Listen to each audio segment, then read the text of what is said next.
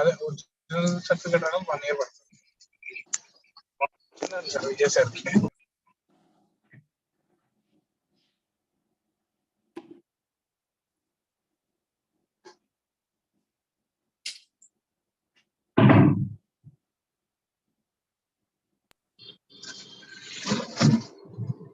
Good morning.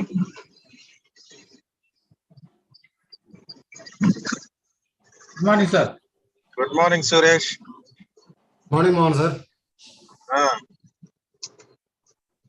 Very good topic, yeah. Very new one also.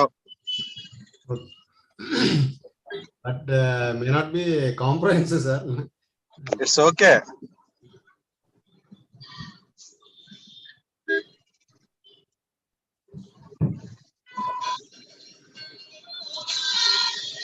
చెప్పు.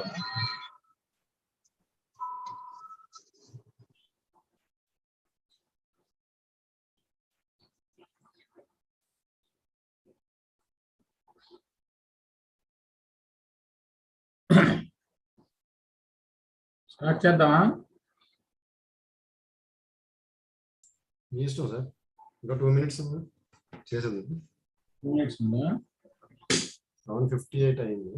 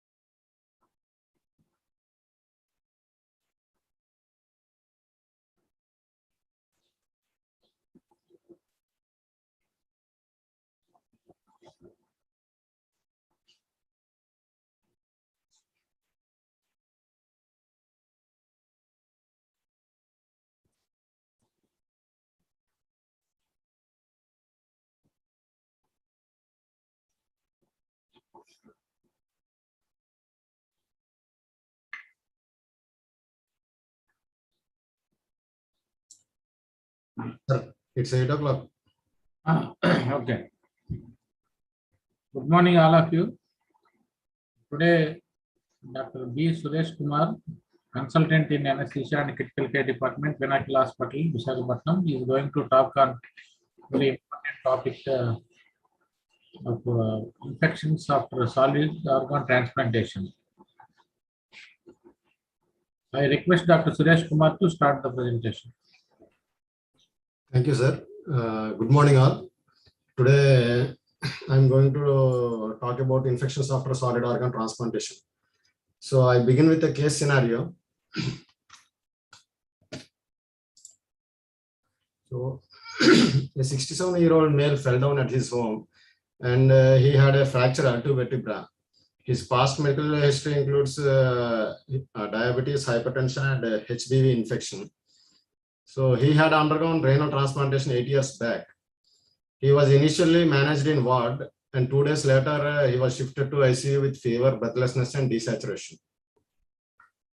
So infections in transplant recipients is a entirely different scenario. So we all know that the patient outcomes after transplantation have improved tremendously with the advent of newer surgical skills as well as newer immunosuppressive regimens, and even effective management of infectious disease also contributes to those improved outcomes after transplantation. The risk of serious infections in organ recipients is determined by interactions between the patient's epidemiological exposures and the net state of immune suppression. So based on this, we can create a timeline to narrow down our differential diagnosis based on these common patterns of infectious exposures, immunosuppressive management, and antimicrobial prophylaxis. Coming to the epidemiological exposures relevant to transplantation. So, specific to transplant, there are certain virus, bacterial, and fungal infections. So, we are going to focus on that. So, coming to viral infections, can include herpes group of viruses such as CMV, Epstein-Barr virus, HHV 6, 7, 8, herpes simplex virus, varicella zoster virus, hepatitis viruses like HAV, HBV, HCV, HCV, retroviruses, HIV, HTLV 1 and 2, and West Nile virus, chikungunya, Zika, dengue, lymphocytic choriomeningitis virus, as well as rabies. While bacterial infections can be caused by gram-positive and gram-negative bacteria such as Staphylococcus, Pseudomonas, Enterobacteriaceae, Legionella, Mycobacteria, and Nocardia. The common fungal infections are caused by Candida, Aspergillus, Cryptococcus, geographic fungi such as Histoplasma capsulatum, Coccidioides, Imitis, Blastomyces, Dermatitis, Paracoccidioides species.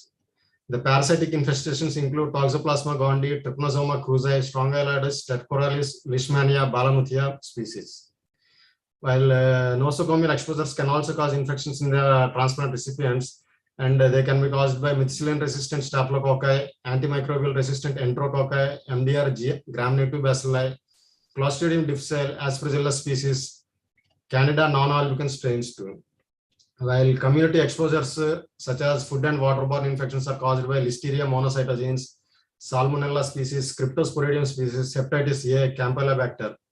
While respiratory viruses include influenza, parainfluenza, adenovirus, metapneumovirus, polyomavirus, papillomavirus, atypical respiratory pathogens such as Legionella, Mycoplasma, Chlamydia, and geographic fungi and Cryptococcus, Pneumocystis 0 SE. So these are all can cause infection in post-transplant patient. So as I said earlier, the risk of infection depends upon the epidemiological exposure as well as the net state of immune suppression. What is this net state of immune suppression? We know that the microorganisms present on tissues and barrier surfaces are collectively referred to as microbiome, and this includes the commensal flora as well as acute exposures. So these microbes have a dynamic and well-regulated interaction in case of a normal immune system, but in transplant recipients, as they are on immunosuppression, these microbes or microbiome, they contribute to immune dysregulation and graft rejection. And certain viral infections, in addition to their direct effects, they also have indirect effects on immune function, causing allograft injury and predisposition to opportunistic infections.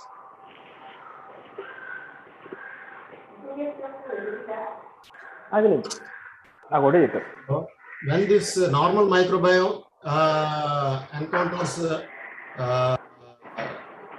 conditions such as immunosuppression, surgery or ischemia, infection, or prior antimicrobial prophylaxis or therapy, it causes microbial dysbiosis. This microbial dysbiosis can go in two ways. Either it can alter the systemic immune function, leading to graft rejection, inflammation, infection, or ischemia, reperfusion, injury, or it can show resilience and repopulate, restoring the microbiome. If this happens, then there will be graft tolerance and improved graft function. So what are the factors that contribute to the net state of immune suppression? So it depends upon the immunosuppressive therapy type, temporal sequence, as well as the intensity. Prior therapies such as chemotherapy or antimicrobial therapy, integrity of mucocutaneous barriers, where it is breached by the presence of catheters, lines, drains, neutropenia, lymphopenia, hypogammaglobulinemia. Just 1 second. Yes. I request all the participants, please mute yourself. Okay. Co-host.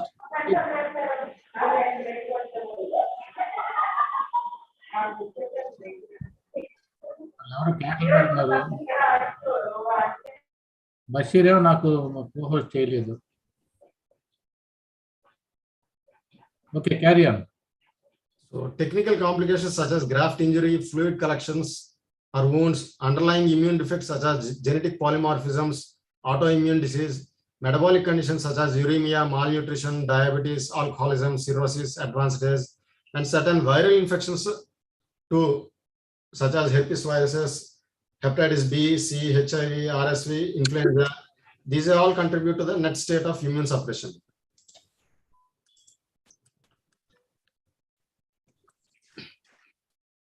So again, the factors that contribute to infection after transplantation can be divided into pre-transplantation, transplantation, immunosuppression, and allograft reactions. The pre-transplantation host factors include, as I said earlier, chronic medical conditions such as diabetes or malignancy, chronic infections such as chronic bronchitis, lack of specific immunity also predisposes to important primary infections such as CMV, Epstein-Barr virus, varicella zoster virus, toxoplasmosis, prior colonization with nosocomial gram-negative bacilli, candida, and aspergillus organisms, staphylococci or vancomycin resistant enterococci, prior latent infections. These can get reactivated during periods of intensive or induction immunosuppression. This reactivation occurs in case of tuberculosis, CMV, herpes simplex virus, varicella zoster virus, cryptococcosis, Trypanosoma cruzi. Prior medications like immunosuppressive agents and antibiotics influence post-transplantation susceptibility to infections. Coming to transplantation factors, type of organ transplanted also plays a role in the risk of infection. So the site of transplantation as well as allograft are the most common sites of infection. This allograft may transmit infection from the donor or be more susceptible to infection as a result of ischemic injury or allograft reactions. Trauma of surgery, such as surgical stress or duration of surgery. Immunosuppression. Immunosuppressive agents. So late.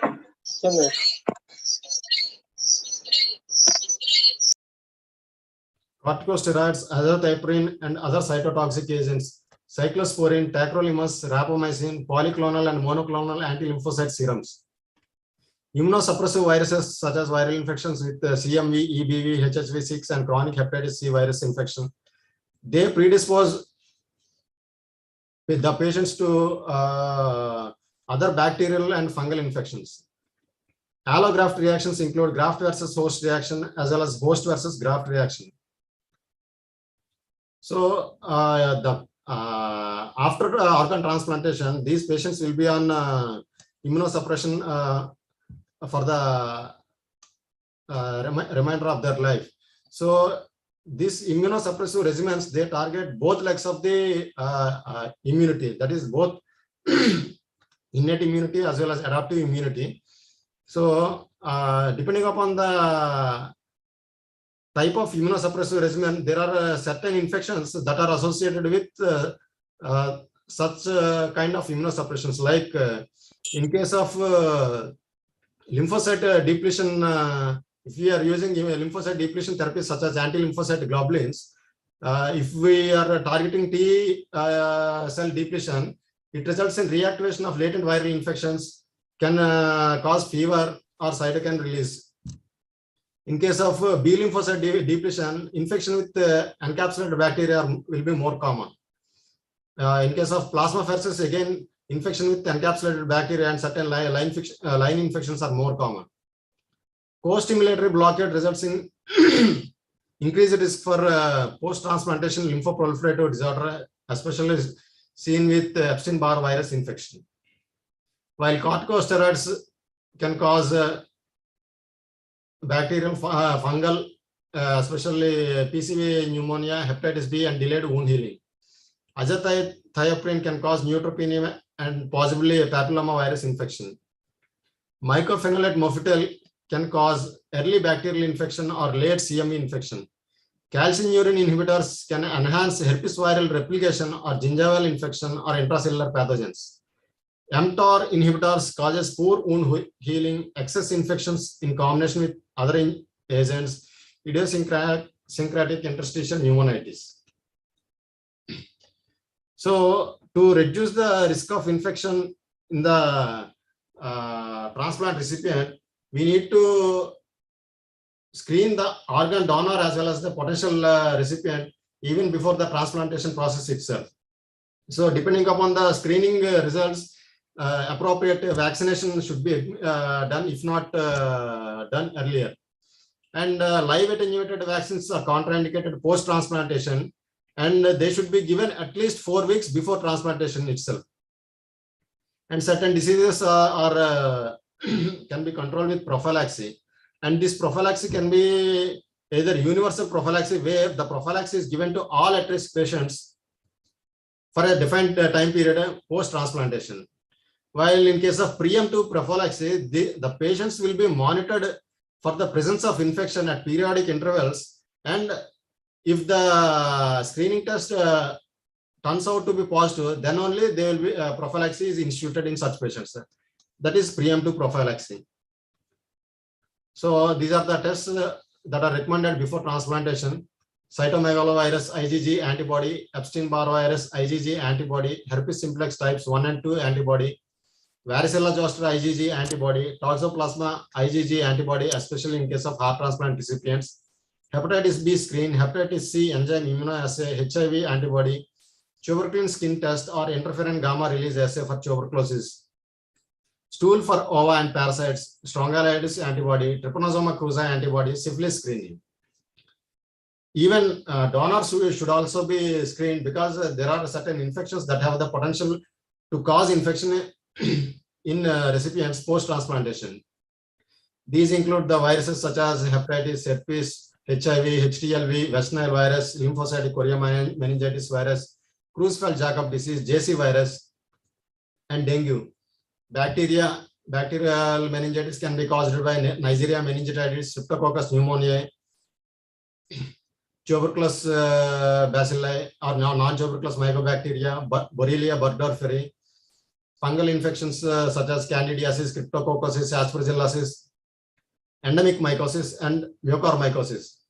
And donors should be screened not only for recent or acute infections, they should also be screened for remote infections such as strongyloides, stercoralis, toxoplasma, trypanosoma cruzi, leishmaniasis, because they can get reactivated several years after initial infection. So these organisms can cause distant infections several years after primary infections. So, as I said, vaccination should be done in all potential recipients, especially with inactivated vaccines, or if live attenuated vaccines are given, they should be given before transplantation itself, at least 4 weeks before, as they are contraindicated after transplantation. So the vaccine preventable diseases include influenza, hepatitis B, hepatitis A, tetanus, pertussis, inactivated polio virus vaccine, Streptococcus pneumoniae, Neisseria meningitidis, human papilloma virus, measles, mumps, rubella. But MMR, varicella vaccines are live attenuated vaccines. So these are contraindicated after transplantation. So for certain diseases, the assessment of immunological response to vaccine is also monitored post-transplantation. And depending upon the response, we can give booster dose, or we can give additional doses. So as I said earlier, excuse me, based on the common patterns of infectious exposures, immunosuppressive management, and antimicrobial prophylaxis, we can create a timeline for post-transplant infections. And this timeline is divided into up to 1 month after transplantation, up to 1 year after transplantation, and beyond 1 year after transplantation. So within the first month after transplantation, most infections are caused by either donor or recipient derived infections, or nosocomial infections, or technical causes such as anastomotic leaks, fluid collections, drains, such as. So coming to the viral infections that are seen within the first 4 weeks, they are usually donor derived. After the first month, reactivation of latent infections, relapsed residual opportunistic infections are seen. So adenovirus, BK polyomavirus, Epstein-Barr virus, hepatitis B virus, hepatitis C, herpes simplex, human herpes virus 6 and 7, varicella zoster virus. These are seen between 1 month and 12 months after transplantation. While earlier, before the administration of CMV prophylaxis, cytomegalovirus infections are also seen very early in the transplantation, but with the universal administration of CMV prophylaxis, now it is usually seen towards the end of the first year after transplantation. So as well as beyond first year of transplantation, we can see human papillomavirus infection, JC polyomavirus infections, and progressive multifocal leukoencephalopathy, as well as post-transplantation lymphoproliferative disorders. So coming to the fungal infections, mostly within the first 4 weeks of post-transplantation, Candida nano-albicans species are seen, while beyond that, Aspergillus pneumocystis girovesi are seen between 1 month and 12 months after transplantation. And Aspergillus can be seen beyond the first year of transplantation. Coming to the bacterial infections that are seen in the first 1 month of transplantation period, they can be these anosmotic leaks or lines get infected with bacteria, or wounds get contaminated, or nosocomial pneumonia, or urinary tract infections. Even Clostridium difficile can be seen within the first 4 weeks of transplantation. Beyond that, Listeria monocytogenes, Nocardia species, Mycobacterium tuberculosis are seen. While no parasitic infections are seen within the first 4 weeks of transplantations, they are usually develop towards the end of the first year of transplantation, and they include Leishmania, Strongyloides stercoralis, Trypanosoma cruzi, and Toxoplasma gondii. So we know that beyond this direct effects of viral infections, they have certain indirect effects. So what are these indirect effects? They can predispose the transplant recipient to certain opportunistic infections by interacting with the local or systemic immune responses. And they stimulate the innate immune responses and thereby augmenting the alloreactivity. And they can cause cellular proliferation to causing malignancies such as post-transplantation lymphoproliferative disorder, anogenital cancers, and organ-specific injuries. And now let's discuss about some specific viral infections. Coming to cytomegalovirus. Cytomegalovirus is a DNA herpes virus. So after primary infection, it remains latent in cells of myeloid lineage, specifically monocytes. So both innate and adaptive immunity are required for the control of CMV infection. And while CMV specific neutralizing antibodies appear 2 to 4 weeks after primary infection, they are not, they cannot fully abolish the infection. So the risk factors for CMV infection include seronegative recipients of seropositive organs, that is D plus or minus status, and use of lymphocyte depleting anti-lymphocyte antibodies, lung and bowel transplant recipients, because they are associated with high lymphoid tissue, these organs, and co-infection with other herpes viruses such as HHV6 and HHV7. So after infection, CMV virus can cause asymptomatic viremia or invasive disease. So this invasive disease generally occurs during the first year after the completion of prophylaxis, as I said earlier. So the primary infection, if the recipient is seronegative before transplantation, primary infection can occur if he receives a seropositive organ. So there are prophylaxis can be either universal or preemptive. Universal, where we give prophylaxis to all at-risk patients. while in preemptive, we monitor the patients for presence of viremia, and we institute prophylaxis only if there is evidence of viremia post-transplantation. And CMV, the advantage with CMV prophylaxis is it also reduces the risk of other viral, fungal, and bacterial infections. So patients who receive CMV prophylaxis have a reduced incidence of risk of infection with other viral infections such as HSV, Epstein-Barr virus, HHV6, HHV7, varicella zoster, and fungal infections such as pneumocystis, Candida, aspergillus. So coming to the clinical features, it can manifest as infectious mononucleosis-like syndrome with fever, malaise, arthralgia, myalgia, lymphadenopathy, or can cause end-organ disease such as hepatitis, pneumonitis, carditis, colitis, pancreatitis, chorioretinitis, or meningoencephalitis. So diagnosis is by serological assess before transplantation, and after transplantation by whole blood or plasma PCR or PP65 antigenemia.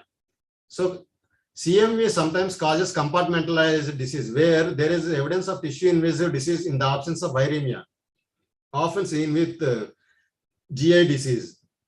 So in such cases, the blood-based assays may be negative, and either a lumbar puncture in case of CNS disease or colonoscopic biopsy in case of GI disease may be needed for diagnosis. So here, after primary infection, as I said earlier, CMV remains latent in the cells of myeloid lineage.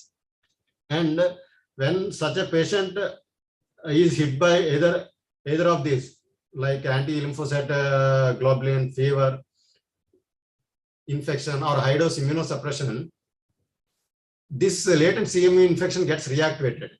So once it's reactivated, it has both direct effects and indirect or cellular effects. The direct effects results in CMV syndrome or end-organ disease, while the indirect effects result in allograft injury or allograft rejection or EBV associated PTLD or increased predisposition to opportunistic infection. So if allograft injury or allograft rejection happens, it can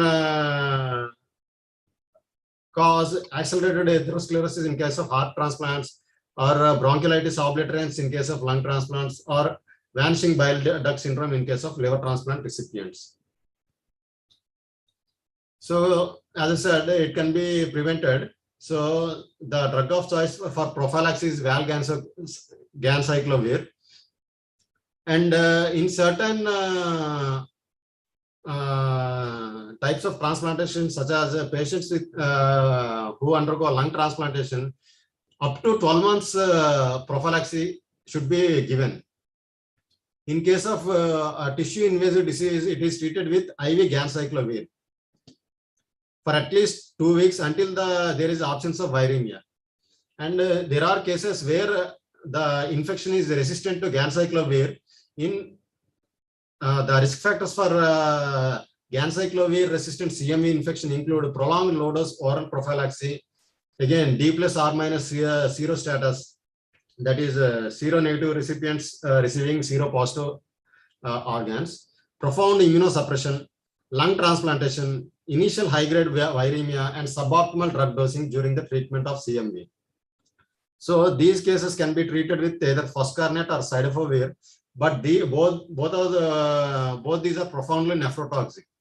And newer drugs such as maribavir, brincidofovir, letermovir also been tried. So this is the universal prophylaxis regimen for CMV infection. So this is the serologic status of the transplant recipient. So if the transplant recipient is seronegative and receives a seropositive, that is D plus or minus, and he receives a induction therapy with using T cell depletion, he is at highest risk for CMV infection. So for kidney transplantation, valganciclovir 900 milligrams once daily should be given for almost 6 months. In case of heart, liver, intestine, pancreas, the prophylaxis can be limited to 3 to 6 months. As I said earlier, for lung transplantation recipients, the prophylaxis should be given beyond 12 months. Once prophylaxis is over, these patients should be monitored for CME infection. This monitoring should be done monthly with viral load nucleic acid test after discontinuation of therapy. Similarly, if the D plus or minus status patient without T cell depletion, we can limit the prophylaxis to 3 to 6 months. And thereafter, he should be monitored monthly for with viral load NAT assay. If the recipient is seropositive and does not receive T cell depletion therapy, we can give preemptive therapy. That is, we monitor the patient for the evidence of infection, and we institute prophylaxis only if there is a presence of viremia. And it can be given for 3 months in case of kidney, liver, heart, or pancreas transplantation, or for 6 to 12 months in case of lung. And thereafter, patient may be monitored every 3 to 6 months after discontinuation of therapy, or if there are symptoms. If a seropositive recipient receives a T cell depletion therapy, then he can receive preemptive therapy for 3 to 6 months, except for a lung, where he should receive for 6 to 12 months prophylaxis. So monitoring is the same. That if the patient after discontinuation of therapy, if the patient has symptoms, or if the patient is asymptomatic, he can be monitored every 3 to 6 months with molecular assays. So the seronegative patients receiving seronegative donors, these people are at least risk for CMV infection. But even then, we give prophylaxis in this group of patients because the target is to decrease the incidence of other herpes virus infections such as HSV and VZV. So here the prophylaxis is with famciclovir 500 milligrams every day for 3 to 4 months. And monitoring is if the patient is either symptomatic or has neutropenia. So coming to the next viral infection, that is Epstein-Barr virus. So Epstein-Barr virus infection is associated with post-transplantation lymphoproliferative disorder. It's a heterogeneous group of lymphoproliferative disorders associated with mortality of 40 to 60%. And it accounts for more than half of post-transplantation malignant conditions, especially in children. The presentation varies from benign polyclonal B-cell infectious mononucleosis-like syndrome to malignant monoclonal lymphomas. The risk factors include the D plus or minus status, allograft rejection, exposure to anti-lymphocyte antibodies, and CMV co-infection. So the clinical presentation of PTLD includes unexplained fever, mononucleosis-like syndrome like malaise, pharyngitis, tonsillitis, fever, GI bleeding, obstruction or perforation, abdominal mass lesions, infiltrative disease of the allograft, hepatocellular or pancreatic dysfunction, and CNS disease.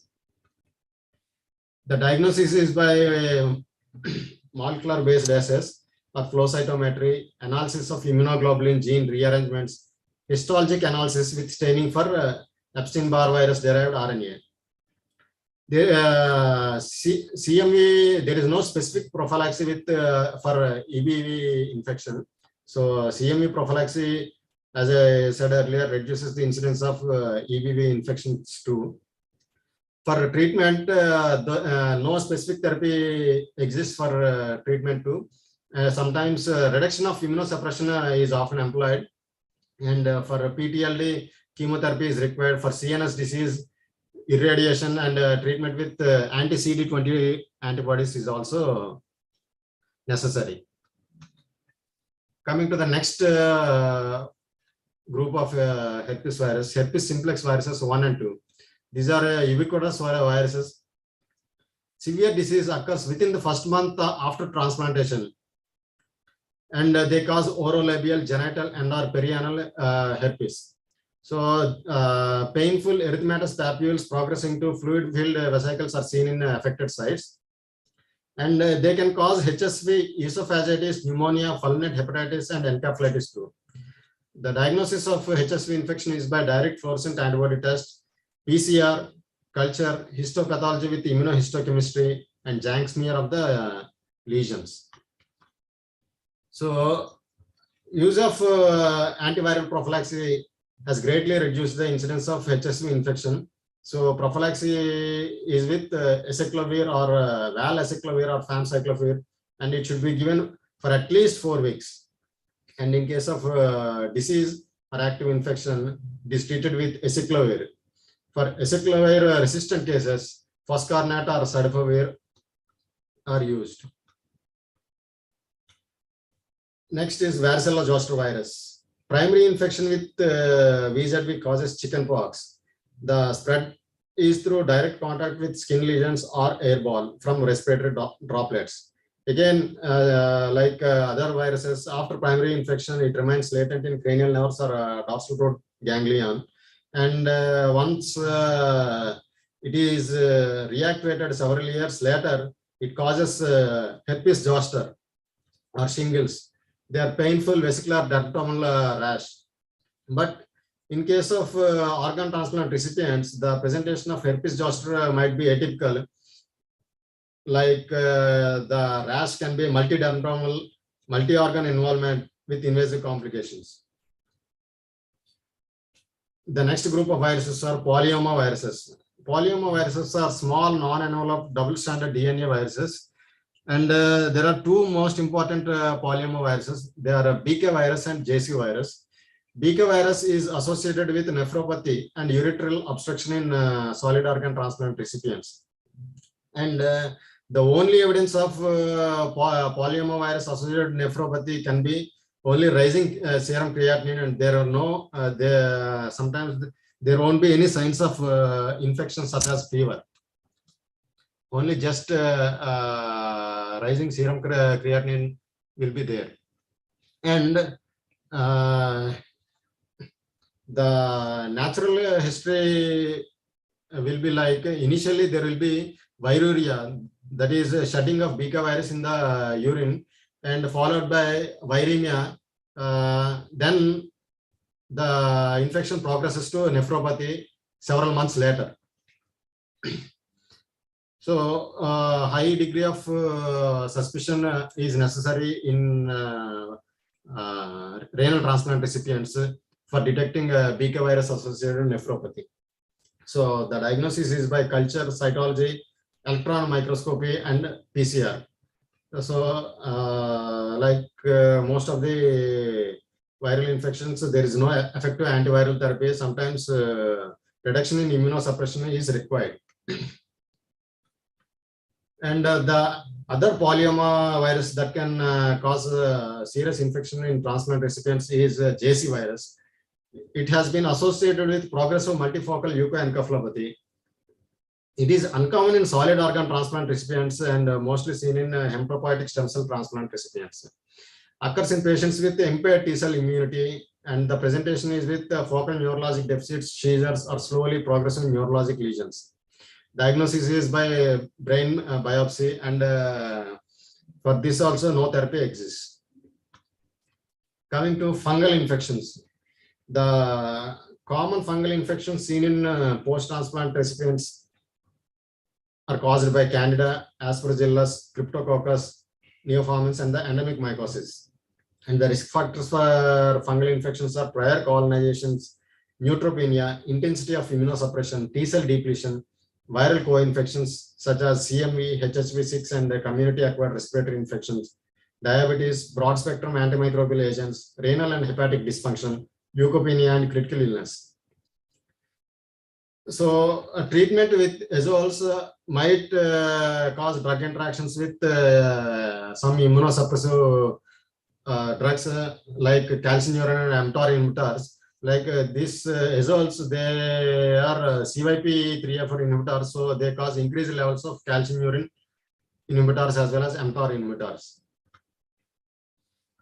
The next fungal infection is pneumocystis jirovecii. It causes pneumonia. The risk of pneumocystis pneumonia is greatest in the first 6 months after transplantation. And whenever there is escalation in immunosuppression for possible allograft rejection, the risk also increases. The risk for PCP pneumonia also increases. While lung transplant recipients have a lifelong risk for PCP pneumonia. And the presentation, it presents with a broad AA gradient with elevated serum LDH levels and often elevated beta-1,3 glucan levels.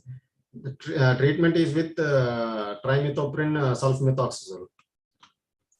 So for prophylaxis is also with trimethoprim sulfamethoxazole.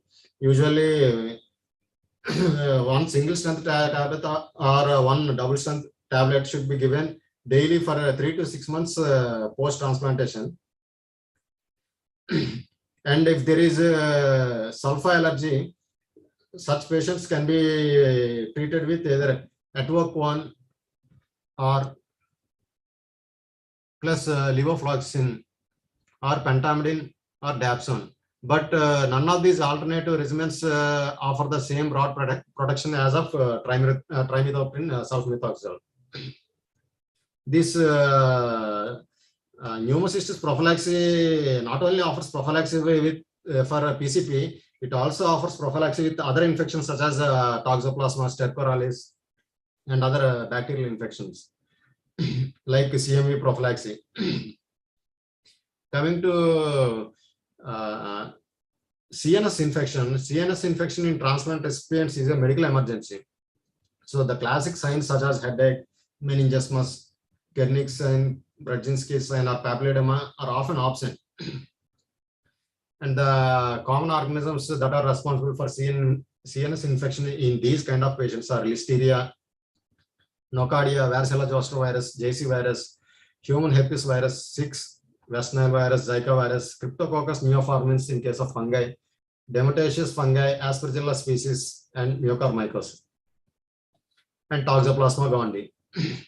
The differential diagnosis for CNS infection in post-transplant recipients should include calcineurin inhibitor toxicity, posterior reversible encephalopathy, progressive multifocal leukoencephalopathy, lymphomas, and other malignancies.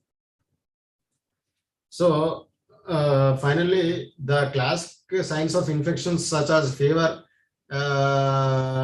may not be present in all patients, but whenever there is fever, we should look for the possible cause of fever in these set of patients, and it should be actively sought. And up to 40% infections do not cause fever, especially fungal infections, and 22% of them are non-infectious in origin, maybe because of drug-induced. And some, as I said earlier, donor-derived infections such as Strongyloides stercoralis, tuberculosis, or coccidioidomycosis may emerge decades after initial exposures. That's why the donors should be screened even for remote infections, not only donors, even recipients. And the risk of infection is determined by the interplay between patient's epidemiological exposure and the net state of immune suppression. And based on this, we can create a timeline. So what are the infections that can be seen within the first 1 month of transplantation, and between 1 month and after 1 year and beyond that. So beyond 1 year of transplantation, mostly community acquired infections are seen. But whenever there is a intensification of immunosuppression or there is a episode of resection, this entire timeline will be reset. So, for example, if a patient is admitted with a episode of rejection after 2 years of transplantation, and again his immunosuppression has been intensified, then that will be his this timeline will be again reset from that day onwards, and not from the day that when the transplantation has happened. So that should be borne in mind while evaluating these patients. And early and specific microbiological diagnosis is essential for appropriate therapy and to avoid drug toxicities. So some infections has specific therapies, but most of them do not, and they necessitate reduction in immunosuppression only. But if we reduce immunosuppression, it might risk graft rejection or immune reconstitution syndromes. In patients with refractory fever, cytopenias, ongoing clinical deterioration, rare entities such as thrombotic thrombocytopenic purpura, graft versus host disease, or hemophagocytic lymphohistiocytosis, such diagnosis should be considered. And trimethoprim sulfamethoxyl prophylaxis virtually eliminates PCP, and it also prevents Toxoplasma gondii and reduces urinary tract infections, Listeria monocytogenes, meningitis, and many Nocardia species infections. And effective anti-CMV prophylaxis should prevent most CMV infections and herpes zoster and herpes simplex virus infections, as well as HHV 6 and 7 and primary EB infections for the duration of the therapy. And once this the therapy is discontinued, again there is a risk of infection with these viruses. With this, I conclude my talk. So thank you for giving me this opportunity. Thank you, Suresh. Nice presentation. Any questions? Transplant idena sir, labte main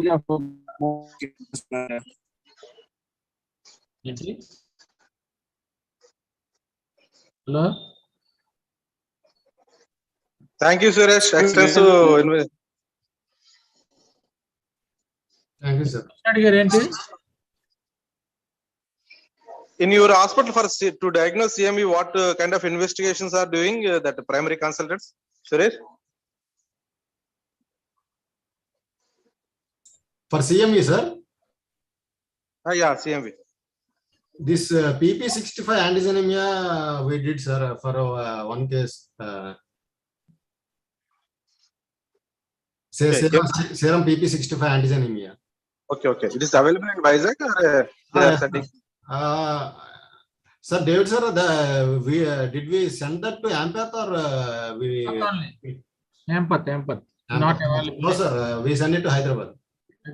But nowadays that Vijaya Medical Center, they started Bio5 for all viral package and sepsis package, everything. I think they are doing Vijaya Medical Center. And if it's not positive, we can do the biopsy. We did the biopsy for that. We presented with loose motions and fever for more than 1 month. So post liver transplant. So serology is negative. We did a colonoscopy and biopsy. That stands positive. Then we started a cyclovir IV 900 milligrams IV body for 2 weeks, followed by tablet for another 2 months. He recovered well. Okay. It's mandatory to give a prophylaxis of CMV and there is pneumocystis for all the patients of undergoing transplant. Yes, sir. It is recommended because not only high risk patients. Sorry, sir. For all patients or only high risk That's why we do a serology, sir, in the initial workup. If they are seronegative for either CMV or PJP, even then we give, because the prophylaxis will not only prevent the specific infections to which they are given, but also the other infections. Yeah, correct. What is that? You said D plus and R minus. R minus means seronegative. Yeah. Recipient is seronegative, sir, but he is receiving a seropositive. Like, for example, recipient is CMV negative, seronegative. But the kidney he is getting, the donor is CMV seropositive. So he has a risk of infection from that organ, the organ he receives.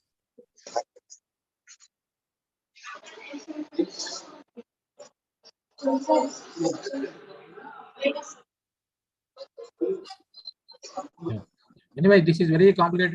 You better send this PPT or any post transplant. We can verify that. Transplant common ఏంటి, David? Sir, Liver transplant cases common ఏంటి? sir, వినిపించట్లేదు. Hello. Liver transplant cases లో common Yes. infections ఏంటి sir? Yeah, Suresh will tell. Suresh, common infections post to liver transplant. Common in the early transplantation period, there will be bacterial infection will be more common, sir, because there will be collections or anesthetic leaks will be there.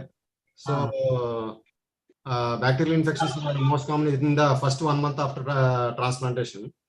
Yes. After 1 to 12 months, you said it is CMV. Yes, sir. For remote, again CMV, bacterial, fungal, anything. Beyond 1 month, again, if the patient is on stable immunosuppression, he is at risk for other community acquired and travel related, all these exposures, like any other individual. But if there are, if for any reason his immunosuppression has been increased, then again this timeline will be reset, sir. Okay. Like pulse dose steroids or induction immunosuppression again to prevent rejection. Patient comes with infection, whatever the infection. Anyway, you'll do for all the serology and workup. Can you reduce the immunosuppression by the time? Immediately? That is a double-edged sword like the thing, sir. Because if we reduce immunosuppression, we might risk graft rejection. Yeah.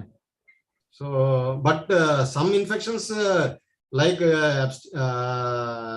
said earlier, they don't have specific therapies. Only reduction in immunosuppression resolves the infection. So, in such cases, as it is needed. Yes. And Dr. Ram Subramanian used to tell every transplant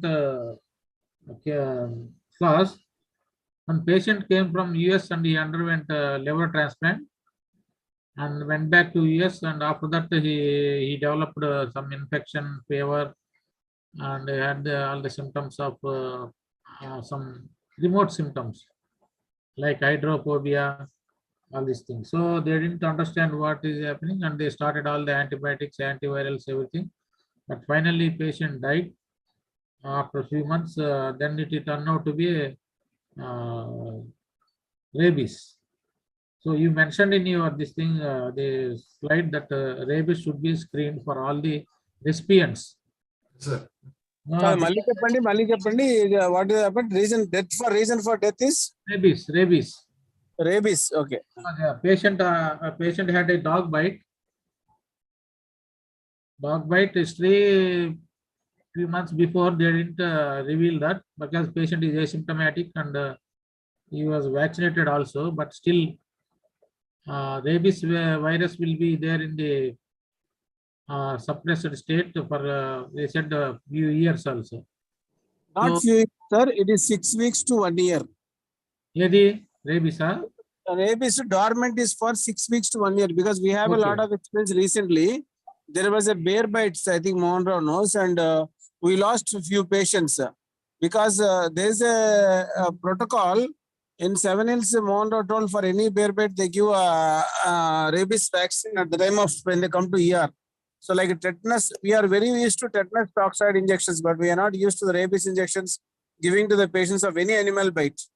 So particularly when it comes to the, I have gone through some literature, when it comes to the peripheral bite and all okay, but when it comes to the brain, I mean facial area, it is very highly contagious, and we actually lost 2 patients with us here. due to infection? Due to rabies, not infection. To rabies. Okay. Yeah, because by the time the reason was another thing what we are thinking is rabies vaccination is different and rabies antibodies is different. I actually talked to the Samvedam and there is a 50% of chances of once you suspect the rabies giving antibodies because the diagnosis and the delay, suddenly there were a confusion of delirium, and later on when you give the water, Monroe confirmed and previously also we saw in the care hospital also. So whenever you diagnose rabies, we think it's 100% mortality. But Rabipur antibodies has worked out almost 50 to 70%. That's what they're claiming it. I don't, because that day one day time was not there by the time he expired. That was different. But we could have given that another 2 patients were given Rabipur now, and they are survived. So that shows that Rabipur is working very well. Because till Antibodies. now, antibody. Antibodies Till now, followed by vaccine also. no. That is okay. Vaccine is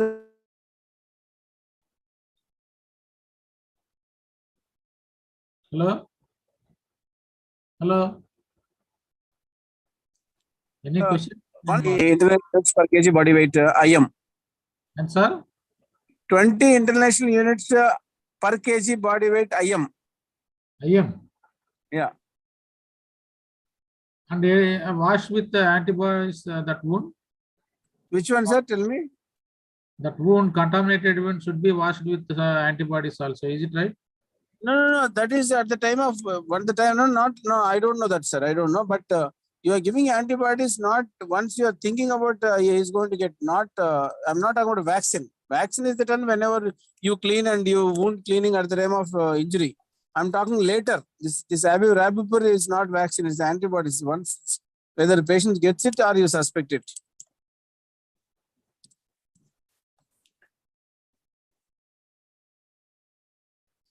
Anyway, this talk is not for that, but still, as the opportunity came, I told, because everybody should know, because rabies is a very dreaded disease. We all know that.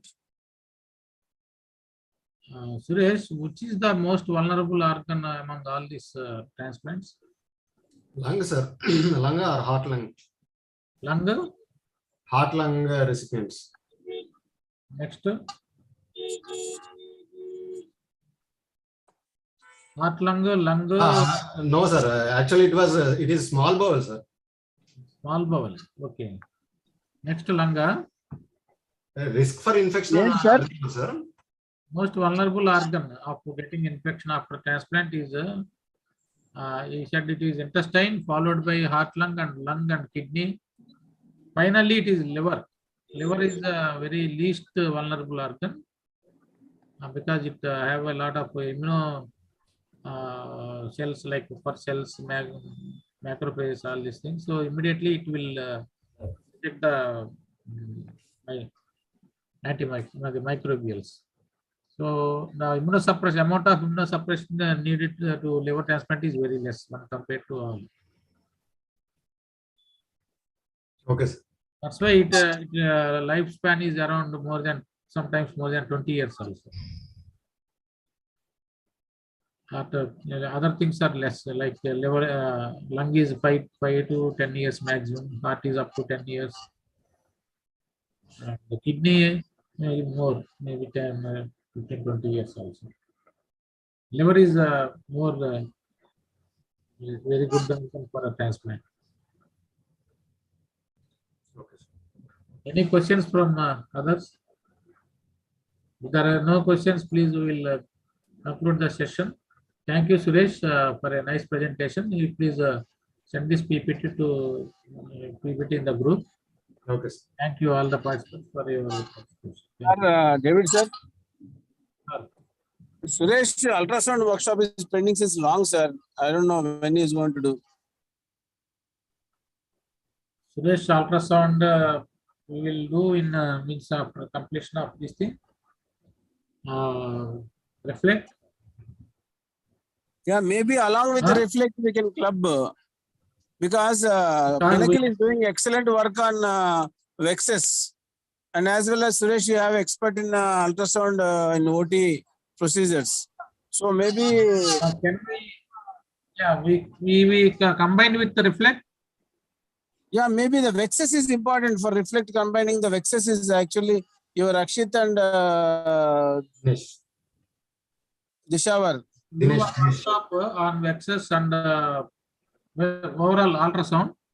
Yeah, that may be better. అదే రోజా 2 days లోనే ఇది కూడా include చేద్దాం. అదే ముందు half day ఇది చేసి తర్వాత మధ్యాహ్నం నుంచి అలా పెట్టి చేస్తే సరిపోద్ది. Sir మౌన్ sir sir Mohan Rao sir చెప్పండి సార్. ఏంటి రిఫ్లెక్ట్ గురించి ఏమైనా ఉందా డిస్కషన్? మీరే చెప్పాలి సార్, మా చేతిలో ఏముంది, మీరు డేవిడే కదా డిసైడ్ చేయాల్సింది సార్. మనమంతా ఎగ్జిక్యూషన్ సార్, మీరు డిసైడ్ చేస్తే మేము ఎగ్జిక్యూట్ చేస్తాం. శ్రీనివాస్ గారు. శ్రీనివాసం మెయిన్ వాడు జక్కిన ఉన్నాడా? అదే జక్కిన రిలీజ్ చేశాడా? ఎవ్రీ థర్స్డే ఏదో అనుకున్నాం కదా.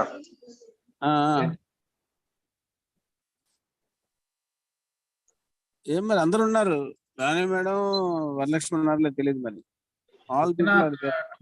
2 days back that he is almost completing the checking the research papers. He will going to put within few days, maybe within less than a week. No, meanwhile other things we can do కదా, ఏమైనా ఉంటే next work shop అలాంటి ఏమైనా ఉంటే తీసుకోవచ్చు కదా. Include చేద్దాం sir, ultrasound work shop half day in reflect. Like we put a sepsis last reflect. అవునవును, ఇప్పుడు ఇది పెడదాం. అలాగే sir. I think Suresh will take the in charge of this workshop. Suresh Dinesh and Akshit. Suresh Dinesh Akshit వాళ్ళు చేస్తారు కదా. సురేష్ దినేష్ అక్షిత్ కలిపి చేయాలి. అలాగే సార్. ఏంటి నువ్వు డైట్ చెప్తావు కదా, నన్ను అడగకుండా నువ్వు డైట్ మాటిచ్చేవేంటి, నేను ఇవ్వలేదు కదా అనవు కదా. ఓకేనా? Okay sir. Okay, very nice, thank you.